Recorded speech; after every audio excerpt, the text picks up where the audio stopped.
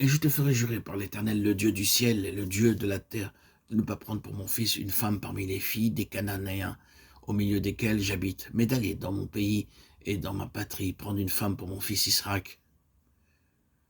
Genèse 24, 3, 4. Abraham donna l'avertissement solennel à son serviteur Eliezer lorsqu'il le chargea de trouver une femme pour son fils. C'est un avertissement pour les croyants. Vous ne pouvez pas vous joindre à des incroyants. 2 Corinthiens 6, 14. C'est d'ailleurs la première chose que vous devez conserver en pensée. Abraham donna à son serviteur Eliezer un avertissement solennel au sujet des femmes cananéennes. Il devait être guidé pas à pas par la sagesse divine. Nous voyons d'ailleurs, d'après les Écritures, que le serviteur d'Abraham dépendit de Dieu pour chaque détail. Dans cette affaire, il n'alla pas consulter à droite ou à gauche. Genèse 24, verset 12. Il appliqua une grande épreuve pour s'assurer de la volonté de Dieu. S'il avait été dépendant de la sagesse humaine, il se serait assuré de ce que la jeune fille appartint à une famille respectable. Mais il n'avait pas de telles considérations dans sa pensée. Il ne pensa qu'à la volonté de Dieu en cela. Il pria avec une grande foi, prouvant qu'il était un homme de prière et très spirituel. Il n'était pas gouverné ni par son jugement, ni par ses sentiments, ses émotions.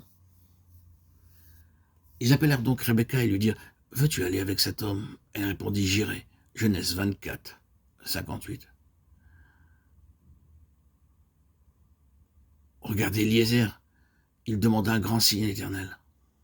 « Voici, je me tiens près de la source d'eau, et les filles des gens de la ville vont sortir pour puiser de l'eau.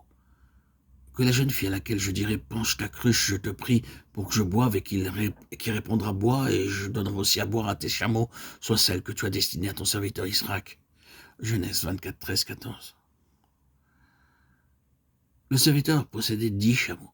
Les chameaux boivent 5 grandes cruches chacun. La jeune fille devait puiser de l'eau pour 10 chameaux. Oh, quelle grande tâche! Seul Dieu pouvait faire réussir une telle épreuve. Nous remarquons la sagesse divine donnée à Eliezer. Une jeune fille capable de puiser de l'eau pour 10 chameaux devait avoir un cœur large, volontaire et tendre. Eliezer recherchait une fille humble et volontaire à la fois. Étant un homme spirituel, il recherchait une fille spirituelle. Rebecca était une telle femme. Lorsque ses parents voulurent qu'elle reste plus longtemps avec eux, elle refusa et voulut partir immédiatement avec le serviteur. Genèse 24, verset 59.